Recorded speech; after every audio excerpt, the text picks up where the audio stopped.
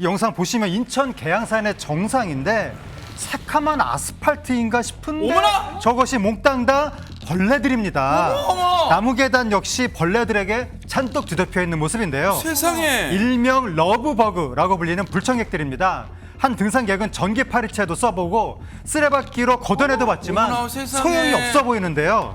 등산객 몸에도 잔뜩 붙어서 좀처럼 떨어지지 않는 모습입니다.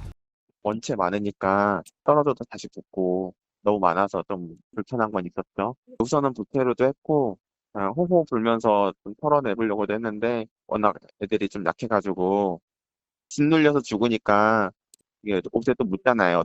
가점포로는 안 털려요. 좀 달리는 차에 붙어서도 끝까지 안 떨어지고 다니는 애들이라 어지간해서 잘 안 떨어지더라고요. 좀 사산할 때까지 데리고 내려와서 산에 보면 보통 에어건이 있거든요. 그런 걸로 이제 불어내거나. 제가 벌레를 그렇게 무서워하지 않는데 영상만 봐도 온몸에 소름이 끼칠 정도로 벌레가 바닥에 그야말로 빼곡하게 있는 상황이잖아요. 어머, 다 벌레. 저 지금 처음에 보시는 지금 게- 바닥 색깔인 줄 알았어, 바닥 색깔. 그렇습니다. 타일이 아니라 진짜 벌레들이 저렇게 빽빽하게 바닥에 붙어 있는 상황인 세상에. 거예요. 제가 얼마 전에 인천 출장 갈 일이 있어서 경인고속도로를 탔는데 아까 그 차 앞에서 달려도 떨어지지 않는다고 네. 하잖아요.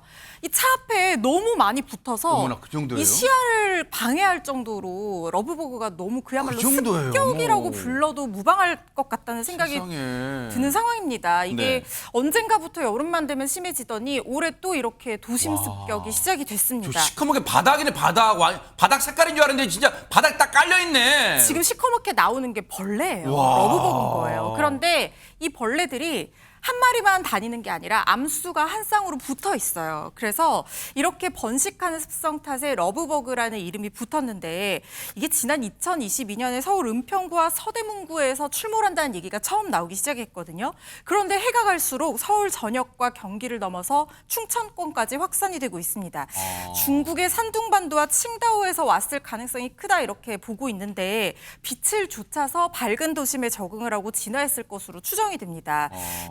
비하고 더위가 이어지는 굉장히 고온 다습한 딱 요즘 같은 날씨를 좋아하는데 햇빛에 또 너무 노출되면 활동력이 떨어져서 이주인의 자연 소멸되는 특성을 갖고 있다고 하는데요. 네. 저렇게 산에만 있는 것이 아니라 말씀드린 것처럼 거리라든가 심지어 고속도로 실내에서까지 포착되는 아유. 러브버그 때문에 많은 시민들이 불편함을 호소하고 있습니다. 네. 지난 주말에 서울 관악산 찾은 한 등산객이요. 마스크를 쓰고 모자챙까지 내리면서 완전 무장을 했는데도 벌레가 너무 많으니까 아유. 눈, 코, 심지어 입에도 다 들어왔다는 아유, 거예요. 진짜. 이게 여름철 대표 불청객으로 꼽히는 모기보다 더 괴롭고 불편할 정도라고 토로를 하고 있습니다. 네. 누리꾼들도요. 집에서 문도 못 연다 이렇게 불편함을 얘기를 하고 있고 재앙 수준으로 점령당한 거 아니냐 이런 얘기들을 하고 있는데요. 민원도 작년보다 크게 늘었다고 합니다. 아니, 뭐 러브버그가 뭐 정식 이름은 뭐 붉은 뭐 등우 단털 근데 파리 종류인가 봐요. 뭐 파리인데 지금 보세요. 한 마리가 있어도 한 마리만 이렇게 보여도 뭔가 혐오감도 있고 좀 시커매서 좀 이 뭔가 그런 느낌을 줄 텐데 이 보세요. 박선배 변호사님 두 마리가 같이 붙어 다니까 자연스럽게 보이는 몸집도 커 보이고 혐오감도 2배 이상으로 치솟고 막 그럴 것 같아요 지금. 상당히 혐오감을 주죠. 그런데 여기서 반전, 러브버그는 독성도 없고 인간을 물거나 질병을 옮기지도 않습니다. 네? 즉 해충으로 분류되지 않습니다. 네?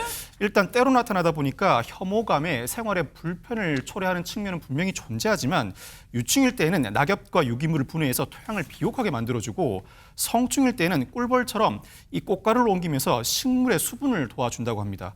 민원이 쏟아지고 있지만 익충으로 분류되다 보니까 지자체는 살충제 등을 활용한 적극적인 방역은 지양하고 있는데 과도한 방역이 생태계 균형을 깨트릴 염려가 있다는 이유에서입니다.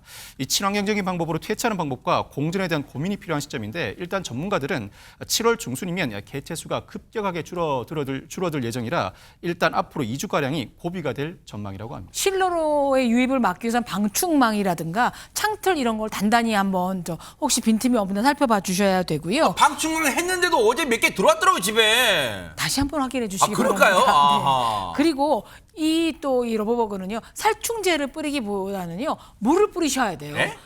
저 러브버그가 뜻밖의 좀 약하고 특히 이 날개 부분이 취약하기 때문에 굳이 몸에 나쁜 살충제 뿌리는 것보다는 물을 뿌려서 그냥 걔네들이 사르르 가라앉게 만드시는 게 그러면 분무기 정도 뿌려도 되겠네 집에서는요. 그렇죠. 뭐 물 바구게 또 쏟진 네. 않고요. 그래서 휴지나 빗자루 살살살 쓸어내시는 게 효과적이기도 하고요. 또 특징이 있는데 이게 야간에 조명의 밝기를 좀 낮춰야 됩니다. 조명의 밝기를 낮추고 실내에 들어가기 전에 우리 몸을 좀 탈탈 털고 들어가셔야 되고요. 또 경이롭게도 이 러브버그가 하얀색, 노란색 등 되게 밝은 색을 좋아한대요. 그래서 뭐 등산을 가시거나 있을 때라 좀 어두운 색깔 옷을 입는 것만으로도 이런 러브버그랑 잘 안 만날 수 있는 여건이 된다고 하니까 슬기롭게 대처해 주기 바랍니다. 러브버그가 이렇게 기하급수적으로 늘어난 이유가 뭐냐면 천적들이 별로 존재하지 않기 때문에 그래요. 러브버그를 먹이로 삼는 천적들이 많으면 생태계가 제대로 복원이 되면 사실은 많이 줄어든다고 합니다. 그러겠네요. 그러니까 두 가지 종류가 있는데 첫째는 물고기들 있잖아요. 네. 곤충을 먹는 물고기들이 천적으로 활동하고 있대요. 근데 이 물고기 같은 경우도 아직 부족한 환경이라는 거예요. 그러다 보니까 천적들이 많이 줄어들었고 그러니까 러브버그가 계속 번식을 할 수밖에 없는 아, 상황이 그럼 된 거죠. 참새나 주변에 특히 서울에 많이 네. 보이는 그 비둘기들 네. 그런 것들은 저 러브버그 안 먹어요? 먹어요. 그래서 제가 지금 물고기 얘기했고 두 번째로 천적으로 러브버그의 천적이 또 뭐냐면 새 종류예요. 예를 들면 까치, 비둘기, 참새, 그다음에 거미. 이런 종류들이 또 러브버그를 천적으로 삼는 거예요. 그러니까 먹고 이제 생활을 하게 되는 거죠. 그래서 이런 개체수를 좀 늘려줘야 돼요. 근데 문제는 뭐냐면 개체수 조절이 그렇게 쉽지가 않잖아요. 그러네요. 생태계 전체가 파괴돼 버리면 개체수가 조율하기가 어려워져요. 그래서 이제 지자체나 이런 데서는 실제적으로 이 개체수를 좀 늘려줬더니 예를 들면 은평구 같은 경우가 사례가 되는데 늘려줬더니 실제로 러브버그가 줄어들었대요. 그래요. 그러니까 이런 사례가 있기 때문에 이제는 좀 정부 차원에서 이런 러브버그의 천적이라고 할 수 있는 이런 새 종류들, 조류 종류를 좀 더 개체수를 늘리는 게 필요하고 그렇게 되면 줄어들 가능성이 있다고 하는데 중요한 건 이제 예산 아니겠습니까? 그러네요. 지자체들이 내년부터는 예산을 책정을 해서 이런 문제가 발생했으니까 천적들의 개체수를 좀 늘리는 방안들을 노력해 보겠다 이렇게 밝히고 있습니다.